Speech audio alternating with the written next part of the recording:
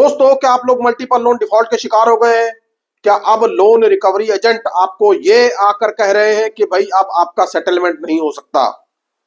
दोस्तों, हर ऐसा व्यक्ति जिसका लोन डिफॉल्ट हो जाता है अंत में वो सेटलमेंट ही चाहता है। लेकिन दोस्तों, ये लोन रिकवरी एजेंट क्या कह रहे हैं? लोन रिकवरी एजेंट कह रहे हैं कि आपकी अगर एक भी ईएमआई बाउंस हुई या आपको एक भी आर्बिट्रेशन का कोई नोटिस आ गया तो आपका लोन सेटल नहीं होगा।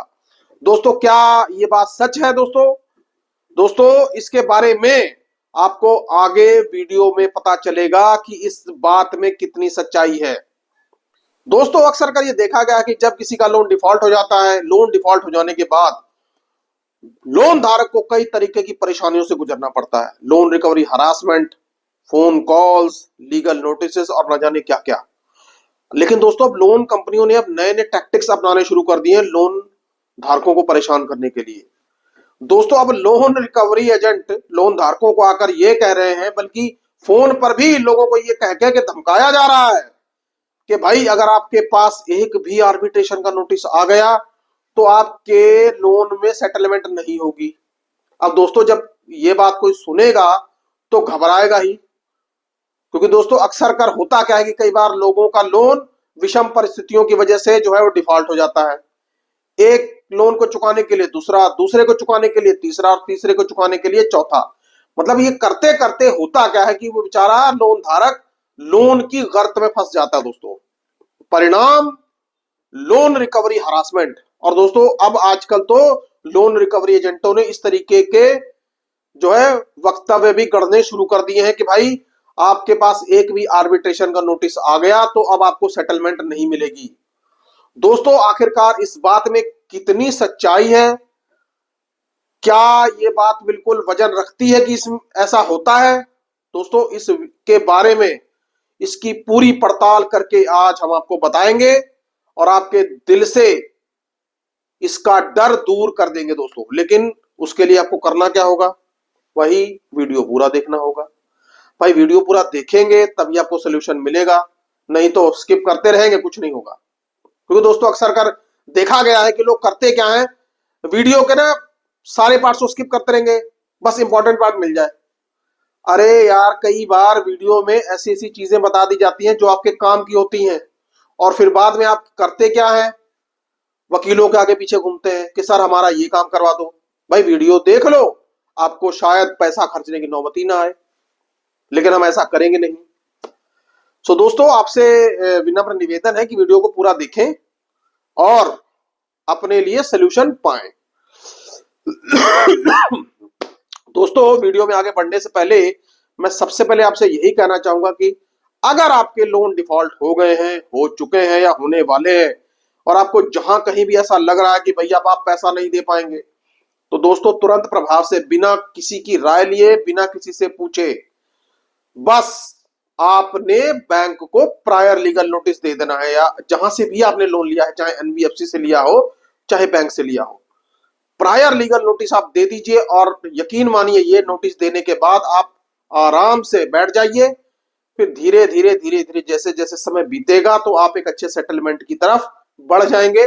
ना तो आपका लोन विलफुल डिफॉल्टर की कैटेगरी में आएगा, ना ही फ्रॉड की कैटेगरी में। क्योंकि दोस्तों, विलफुल डिफॉल्टर्स के साथ और फ्रॉडस्टर्स के साथ कानूनी कार्रवाई ऐसी होती है कि उनको जेल तक का मुंह देखना पड़ सकता है।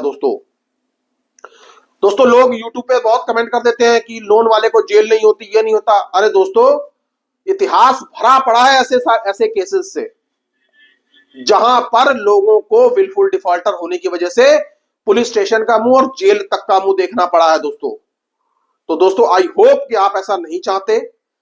आप यदि पैसा नहीं चुका पा रहे हैं तो आरबीआई की गाइडलाइन को फॉलो करिए, प्रायर लीगल नोटिस जरूर दीजिए। दोस्तों, और प्रायर लीगल नोटिस आप खुद से ड्राफ्ट ना करिए, अपने वकील साहब से कहिए, वो आपको ड्राफ्ट करके देंगे। क्योंकि दोस्तों, ये जो नोटिस है ये 12 से 14 पेजेस का बहुत ही तगड़ा और पावरफुल नोटिस बन के जाता है। कई सारी परेशानियों का हल है ये प्रायर लीगल नोटिस, आपको कई सारी प्रॉब्लम से बचाएगा ये प्रायर लीगल नोटिस। तो दोस्तों, वैसे भी प्रेशर बंद सब चल रहे हैं, तो इस समय पर इस नोटिस की आपको बहुत ज्यादा जरूरत है। तो दोस्तों दीजिए जरूर। अब दोस्तों बात करते हैं मुद्दे की। दोस्तों होता क्या है कि जब लोगों के लोन डिफॉल्ट हो जाते हैं कि तो लोन रिकवरी एजेंट अपने तरह तरह के एजेंडे चला देते हैं। वो कह देते हैं कि भाई अब आपके पास अगर आर्बिट्रेशन का नोटिस आ गया या प्री आर्बिट्रेशन का भी आ गया तब भी आपका लोन सेटल नहीं होगा। दोस्तों आखिरकार इस बात में कितना दम है? दोस्तों इस बात में कोई भी दम नहीं है।